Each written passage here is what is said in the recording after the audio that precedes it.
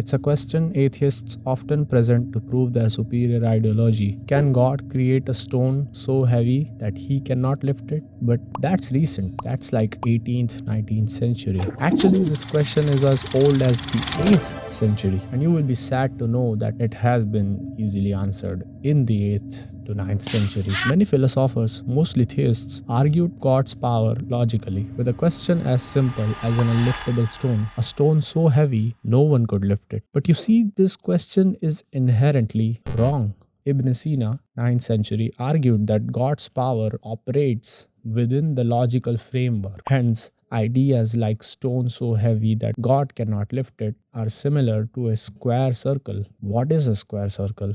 I don't know. See, something like a square circle is impossible. It is a logical absurdity. A square cannot be a circle at the same time. So creating an unliftable stone and lifting it is simply nonsensical in our universe. Further, philosophers like Thomas Aquinas and C.S. Lewis elaborated that God cannot perform illogical things because they are nonsensical, because it does not equal real power. But then why does the thumbnail look like that? It's because I am here. See, I am not limited by scientific knowledge. I have the novelty of Google. So what I say is, why not? Why isn't a square circle possible? All of these philosophers are wrong. Yes, I am saying that a square circle is in fact possible.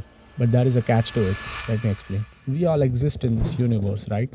Our universe is like a book with all the sets of rules and regulations, right? Order and chaos included. But what about outside the book? Just like the laws of Harry Potter don't apply in the real world unless you're fresh out of the cuckoo bin, the laws of this universe don't apply outside the universe. You see where I'm getting at? No, you don't. Just watch. Let's take a property like space. Look around you. What do you see? That space, the distance between anything to anything, occupied or unoccupied, is space. And when I say outside the universe, it doesn't mean pure vacuum. Don't get me wrong. Even if you remove all the particles, waves, and energy from a system inside our universe, that is not truly empty, because there is still space there. There is still distance from one thing to another. But outside the universe, that's not there. I know it's counterintuitive and hard to wrap your head around it, but space is not like an inherent property of existence. I mean, if existence can only be defined in our universe, then I guess it is. But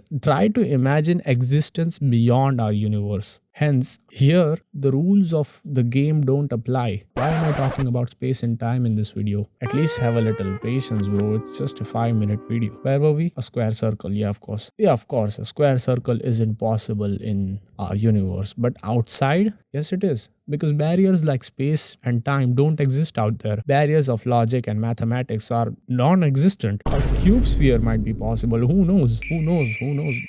God knows. How? In order to create something, you have to be outside it, right? Before the book comes into existence, the author has to be there. Just like how before the universe came to existence, God had to be there. It's crazy how I'm using words like outside and before to describe the outside of the universe, because technically they are wrong. What is before without time, and what is outside without space? Anyways, back to our main problem, a square circle, yes. See, what I suggest is that logical absurdities can exist out there. Things like a square circle, an unliftable stone, a cube sphere if you want to, because that isn't bound by the laws of reality. So yes, God can very much create a stone that no one can lift and then lift it.